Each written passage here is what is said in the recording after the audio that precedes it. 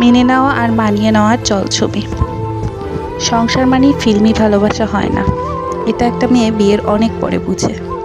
সে স্বপ্নে কিংবা কল্পনায় শাহরুখ খানের মতো যে রোমান্স দেখত, ধীরে ধীরে বুঝতে পারে ওটা কেবলই একটা ফেয়ারি টেল গল্প। বেশিরভাগ পুরুষই তার বউকে ততটা সময় দেয় না যতটা একজন সেন্সিটিভ মেয়ে চায়।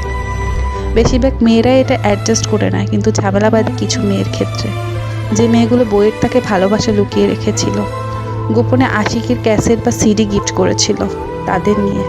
যে মেয়েগুলো বৃষ্টি এলেই ভিজতে ছাদে দৌড় দিত, যে মেয়েগুলো এক মুঠো কাচের চুড়ি কিংবা কয়টা বেলি ফুলের মালায় খুশি হয়, তাদের নিয়ে। এই টাইপ মেয়েগুলো যখন বউ হয়ে আসে, তখন সে ভিতরে ভিতরে তার একটা দুনিয়া সাজিয়ে রাখে। তার বেলকুনি জুড়ে থাকে কামিনী ফুলের সুবাস, তার কল্পনার রাজ্য জুড়ে থাকে রূপকথার ঘুমঘর। আস্তে আস্তে মেয়েগুলো বুঝতে পারে এটা একটা যুদ্ধক্ষেত্র। এখানে কোনো রূপকথা লুকানো নেই, আছে শুধুই দায়িত্বের বোঝা। এখানে কোনো ছোট ছোট ভালো লাগার দাম নেই, কেবলই বিষাদ বিকেল। মেয়েগুলো নিজেকে গুটিয়ে নেয় নিজের স্বপ্ন কল্পনার জগৎকে মাটি চাপা দিয়ে। রোজ বৃষ্টি হলে শুকনো কাপড়গুলো ছাদ থেকে আনতে গিয়ে মন খারাপ হয়। এই বুঝি কেউ পিছন থেকে চুপি চুপি এসে দু চোখ চেপে ধরে চমকে দিবে। পারফিউমের গন্ধটাই বলে দেবে সব কিছু, কিন্তু সেসব কিছুই হয় না।